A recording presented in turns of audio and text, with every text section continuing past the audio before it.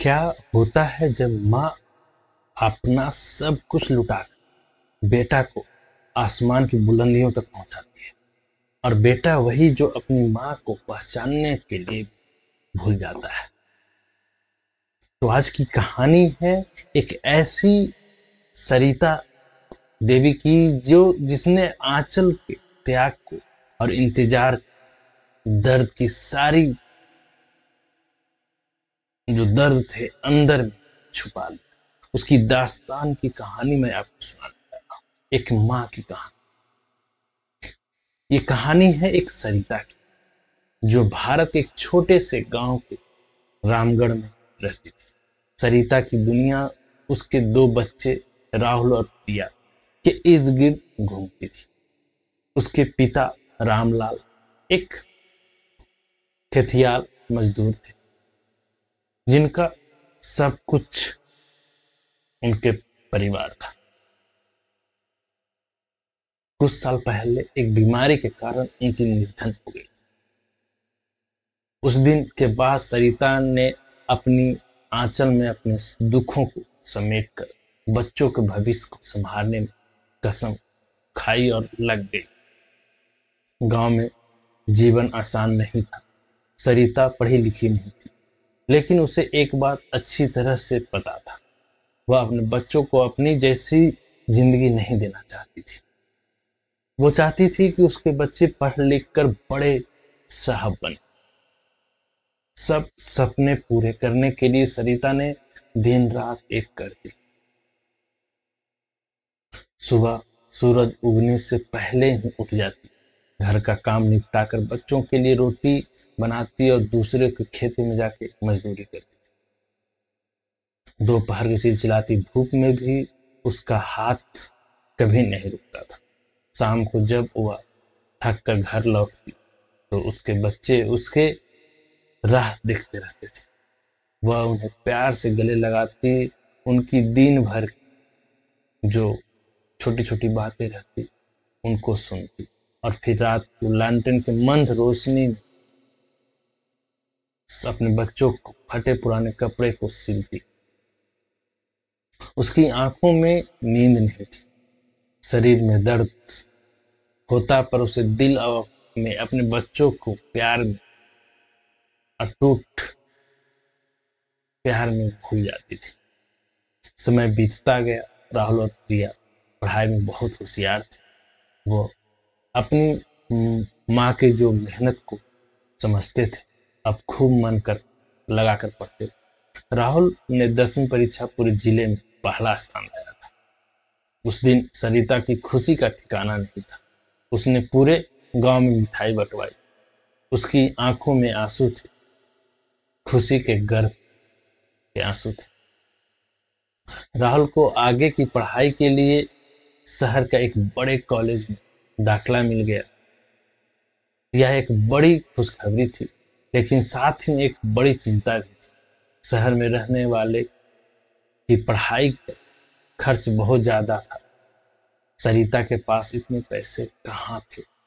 एक रात जब बच्चे सो रहे थे, सरिता ने अपनी पुरानी जो संदूक थी वो खोली। उसमें सुहाग की आखिरी निशानी जो सोने की दो छोटे छोटे बलियां थी, उसे जो उसके पति शादी में दिए थे, उन्होंने हाथ में लेते हुए सरिता की आंखों में आंसू आ गए।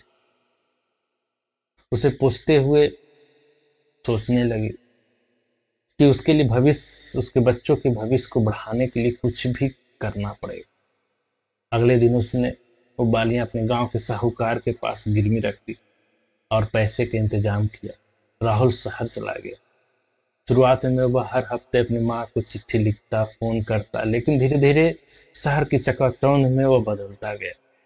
उसके नए दोस्त बन गए, रहन सहन, नई दुनिया। उसे अब अपने परिवार जो थे, माँ बाप, गरीब माँ जो गांव में रहती थी, उसे उसके पास जाने में उसे शर्म लगने लगा। उसे फोन करने भूल ही गया था, चिट्ठियां बंद कर दिया था। जब कभी सरिता फोन करती तो वह बहाने बनाकर जल्दी से फोन करने के लिए बोल के काट देती। सरिता अब समझती जा रही थी। उसका दिल दुखता था, पर वह अपनी ममता में कोई कमी नहीं आने देती थी। वह खुद भूखा सो जाती, लेकिन हर महीने राहुल को पैसा भेजना कम नहीं करती थी। उसे लगता था कि मेरा बेटा बड़ा साहब बनेगा, शहर में बहुत काम करेगा। ना इस बात का नहीं पता था कि इधर प्रिया भी बड़ी हो रही थी। उसे अपने गांव के लिए संघर्ष में बहुत करीब से देखा था। वह अपनी माँ का हर काम को हाथ उसमें बांटती थी और अपनी पढ़ाई को पूरे लगन के साथ करती थी। कई साल बीत गए थे। राहुल एक बड़े कंपनी में इंजीनियर बन गया था। उसकी शादी भी शहर के एक पढ़ी लिखी लड़की से, सीमा से हो गई थी। उसने माँ को अपनी शादी में भी नहीं बुलाया था, बस एक फोन करके बता दिया कि सरिता ने दिल पर पत्थर रखकर उसे आशीर्वाद दिया। एक दिन प्रिया जिद पर राहुल अपनी पत्नी सीमा के साथ गांव आया। वह अपनी महंगी कार से उतरा। गांव वाले उसे देखने के लिए जमा हो गए। सीमा को गांव का कच्चा घर, गोबर की महक और सरिता के साधारण कपड़े से अजीब लगने लगा था। सरिता ने अपनी बहू का स्वागत पूरी ममता लुटा कर की, लेकिन सीमा के चेहरे पर एक असहजता साफ दिख रही थी। रात में जब सब सो गए तो सीमा ने राहुल से कहा, राहुल, हम यहाँ कैसे रहेंगे? यहाँ के तो बेसिक सुविधाएं भी नहीं, और तुम्हारी माँ वह कितनी मतलब साधारण है। राहुल कुछ कहता उससे पहले ही पास के कमरे में सरिता के खांसने की आवाज आई। शायद उसने सब कुछ सुन लिया था। अगली सुबह जब सीमा उठी तो उसने देखा कि सरिता आंगन में बैठी कुछ पुरानी चीजें दिखा रही थी। सीमा जिज्ञासा बस पास गई। सरिता के हाथ में एक छोटी सी डिब्बी थमाई। सीमा ने कहा, माँ जी, ये क्या है? सरिता ने आंखों में आंसू ले आ गए थे। उसने कहा, कुछ नहीं बेटी, इसमें मेरे सुहागन की निशानी थी, तुम्हारे ससुर जी ने दी थी। तो प्रिया वहां आ गई। उसने सीमा को बताया कि भाभी, ये वही बालियां हैं जिन्हें माँ ने बेचकर भैया को कॉलेज की फीस भरी थी। माँ ने सालों से अपने लिए एक नई साड़ी तक नहीं खरीदी। रात रात भर जग कर काम किया ताकि भैया को पढ़ा सके। जब भैया बाहर शहर में जाकर बदल गए और फोन भी करना बंद कर दिए, तब माँ ने उसके लिए व्रत रखना शुरू कर दी थी और कहती थी कि मेरा बेटा सलामत रहे। यह सुनकर सीमा और राहुल, जो दरवाजे पर खड़ा था, वो सुन रहा था, सन रह गया। राहुल को यह पल अपनी सारी गलतियां, अपनी माँ का त्याग और निस्वार्थ प्रेम, सब कुछ आंखों में सामने घूम रहा था। उसे याद आया कि कैसे उसकी माँ फटे कपड़े में भी रहती थी ताकि नए कपड़े पहन सके हम। उसे याद आया कि कैसे माँ खुद बासी रोटी खाती थी ताकि उसे उसके लिए घी वाली रोटी बना सके। वह दौड़कर अपनी माँ के पैरों में गिर गया, फूट फूट कर रोने लगा। मुझे माफ कर दो माँ, मैं बहुत बड़ा अपराधी हूँ। मैं तुम्हारी ममता को समझ नहीं पाया। सरिता ने उसे उठाकर अपने सीने से लगा लिया। उसका आंचल, जो हमेशा के लिए ममता और क्षमा से भरा था, आज भी अपने बेटे के लिए खुला हुआ। उसने रोते हुए कहा, नहीं बेटा, माँ कभी अपनी औलाद को नाराज नहीं करती। तू खुश रह, मेरे लिए बस यही काफी। उस दिन सीमा ने भी अपनी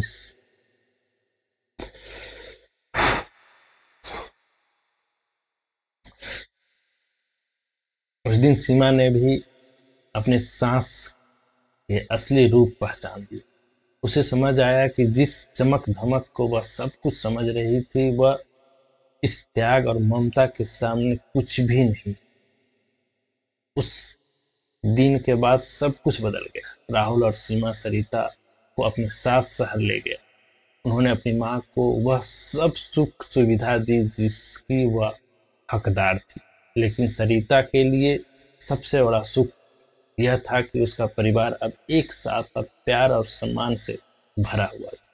वह अपने पोतों पोतियों एवं आंचल में छुपाकर वही कहानी सुनाती जो त्याग और प्रेम से भरी थी। सरिता की कहानी हर उस माँ की कहानी है जिसका प्यार एक निस्वार्थ तपस्या है और जिसकी ममता ईश्वर की सबसे अनमोल वरदान है। ये कहानी हर उन बच्चों के लिए है, उन इंसान को सुनना चाहिए। अगर वो दिल से सुनते हैं तो आंख में आंसू आ जाए, दिल से वो समझते हैं, महसूस करेंगे तो दिल छू जाएगा। ये कहानी आपको कैसी लगी कमेंट सेक्शन में कमेंट कीजिए। मुझे तो ये कहानी बहुत पसंद है, इसलिए मैं आप लोग को सुनाया हूँ। दिल को मेरी छू गई। अगर आपको पसंद आया है तो कमेंट सेक्शन में कमेंट कीजिएगा, लाइक कीजिएगा, अपनी माँ के लिए एक प्यारा सा कमेंट सेक्शन में कमेंट कीजिएगा। ये इंस्पायर स्टोरी हब, ये आप सबके लिए दिल को छूने वाली कहानी लेके आता है। इसी तरह की मोटिवेशनल वीडियो की मेरे चैनल पे बने रहिए। उन बच्चों को जरूर ये शेयर कीजिएगा जो अपने घर परिवार से दूर रहते हैं और अपने माँ बाप से अटैच नहीं हो पाते। एक बार वो सुनेंगे तो जरूर उनको महसूस होगा, दिल से सुन। तो फिर मिलते हैं एक नए वीडियो में, तब तक हंसते रहिए, मुस्कुराते रहिए, अपनी माँ और परिवारों के लिए निस्वार्थ होकर इस माया मोह की दुनिया से निकलकर अपने परिवारों के उस बलिदान को याद। तो फिर मिलते हैं नए वीडियो में, तब तक के लिए धन्यवाद। Thank you.